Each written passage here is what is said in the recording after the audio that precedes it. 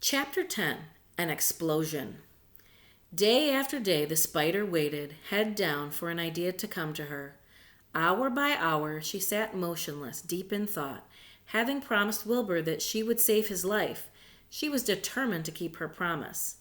Charlotte was naturally patient.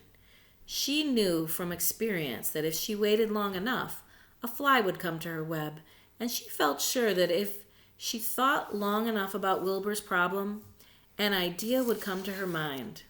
Finally, one morning, toward the middle of July, the idea came. Why, how perfectly simple, she said to herself. The way to save Wilbur's life is to play a trick on Zuckerman. If I can fool a bug, thought Charlotte, I can surely fool a man. People are not as smart as bugs. Wilbur walked into his yard just at that moment. "What are you thinking about, Charlotte?" he asked. "I was just thinking," said the spider, "that people are very gullible." "What does gullible mean?" "Easy to fool," said Charlotte. "That's a mercy," replied Wilbur, and he lay down in the shade of his fence and went fast asleep. The spider, however, stayed wide awake, gazing affectionately at him and making plans for his future. Summer was half gone, and she knew she didn't have much time. That morning, just as Wilbur fell asleep, Avery Arable wandered into Zuckerman's front yard, followed by Fern. Avery carried a live frog in his hand. Fern had a crown of daisies in her hair. The children ran for the kitchen. "Just in time for a piece of blueberry pie," said Mrs. Zuckerman.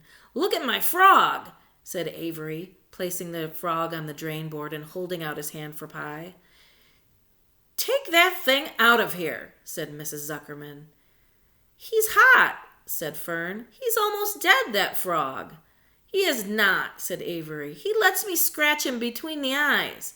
The frog jumped and landed in Mrs. Zuckerman's dishpan full of soapy water. "You're getting your pie on you," said Fern. "Can I look for eggs in the hen house, Aunt Edith?" Run outdoors, both of you, and don't bother the hens." "It's getting all over everything," shouted Fern. "His pie is all over his front." "Come on, frog," said Avery. He scooped up his frog. The frog kicked, splashing soapy water onto the blueberry pie. "Another crisis," groaned Fern. "Let's swing in the swing," said Avery. The children ran to the barn. Mr. Zuckerman had the best swing in the county. It was a single long piece of heavy rope tied to the beam over the north doorway.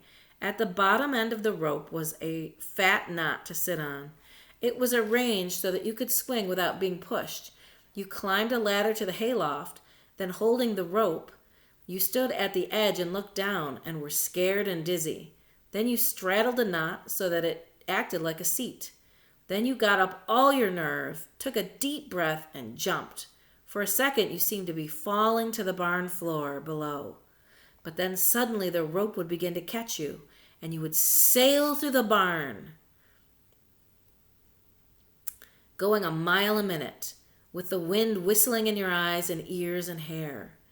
Then you would zoom toward the sky and look up at the clouds, and the rope would twist, and you would twist and turn with the rope. Then you would drop down, down, down, out of the sky, and come sailing back into the barn, almost into the hayloft. Then sail out again, not quite so far this time. Then in again, not quite so high. Then out again. Then in again. Then out. Then in. Then you jump off and fall down and let somebody else try it. Mothers for miles around worried about Zuckerman's swing. They feared that some child would fall off, but no child ever did. Children almost always hang on to things tighter than their parents think they will. Avery put the frog in his pocket and climbed to the hayloft. "The last time I swang in this swing, I almost crashed into the barn swallow," he yelled. "Take that frog out," ordered Fern. Avery straddled the rope and jumped.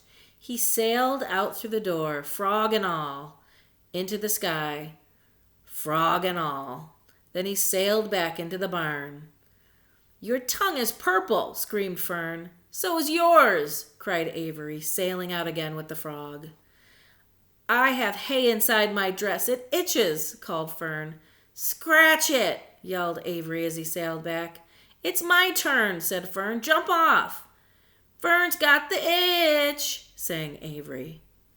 When he jumped off, he threw the swing up to his sister. She shut her eyes tight and jumped.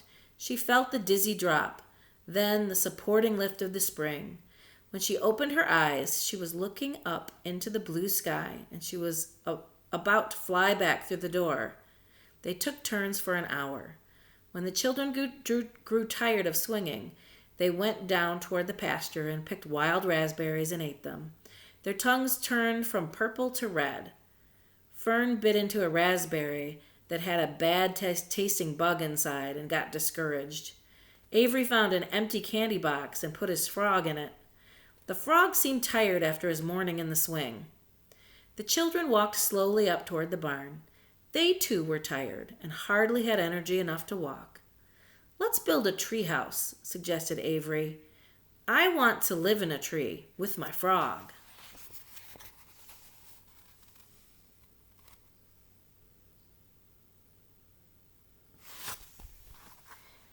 I'm going to visit Wilbur, Fern announced. They climbed the fence into the lane and walked lazily toward the pig pen. Wilbur heard them coming and got up. Avery noticed the spider web. Coming closer, he saw Charlotte. Hey, look at that big spider, he said. It's tremendous. Leave it alone, commanded Fern. You've got a frog, isn't that enough? That's a fine spider, and I'm going to capture it, said Avery. He took the cover off the candy box. Then he picked up a stick. I'm going to knock that old spider into this box, he said. Wilbur's heart almost stopped when he saw what was going on.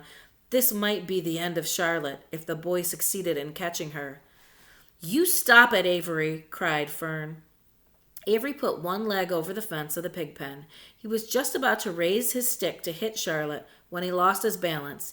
He swayed and toppled and landed on the edge of Wilbur's trough. The trough tipped up and then came down with a slap. The goose egg was right underneath. There was a dull explosion as the egg broke.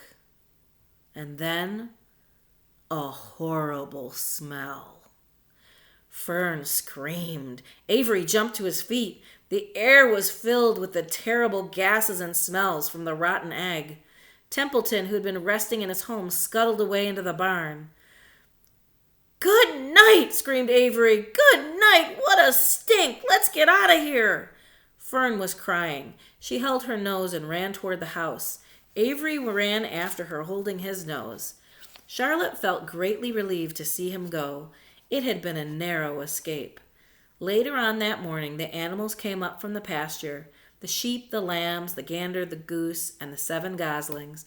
There were many complaints about the awful smell, and Wilbur had to tell the story over and over again of how the arable boy had tried to capture Charlotte and how the smell of the broken egg drove him away just in time. It was that rotten goose egg that saved Charlotte's life, said Wilbur. The goose was proud of her share in the adventure. I'm delighted that egg never hatched, she gabbled. Templeton, of course, was miserable over the loss of his beloved egg, but he couldn't resist boasting. It pays to save things, he said in his surly voice. A rat never knows when something's going to come in handy. I never throw away anything. Well, said one of the lambs, this whole business is all well and good for Charlotte, but what about the rest of us? The smell is unbearable. Who wants to live in a barn that is perfumed with rotten eggs? Don't worry, you'll get used to it, said Templeton. He sat up and pulled wisely at his long whiskers, then crept away to pay a visit to the dump. When Lurvy showed up at lunchtime carrying a pail of food for Wilbur, he stopped short a few paces from the pig pen. He sniffed the air and made a face. What in thunder? He said. Setting the pail down, he picked up the stick that Avery had dropped and pried the trough up. Rats, he said. Phew! I might have known a rat would make a nest under this trough. How I hate a rat! And Lurvy dragged Wilbur's trough across the yard and kicked some dirt into the rat's nest, burying the broken egg and all Templeton's other possessions. Then he picked up the pail. Wilbur stood in the trough, drooling with hunger. Lurvy poured. The slops ran creamily down around the pig's eyes and ears. Wilbur grunted. He gulped and sucked and gulped, making swishing and swooshing noises, anxious to get everything at once. It was a delicious meal.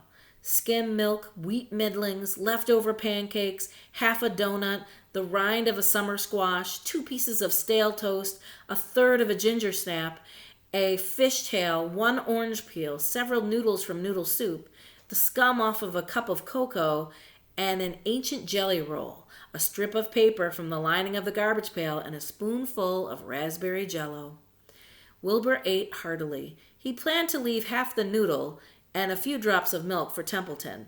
Then he remembered that the rat had been useful in saving Charlotte's life, and that Charlotte was trying to save his life. So he left a whole noodle instead of a half. Now that the broken egg was buried, the air cleared and the barn smelled good again. The afternoon passed and evening came. Shadows lengthened. The cool and kindly breath of evening entered through doors and windows.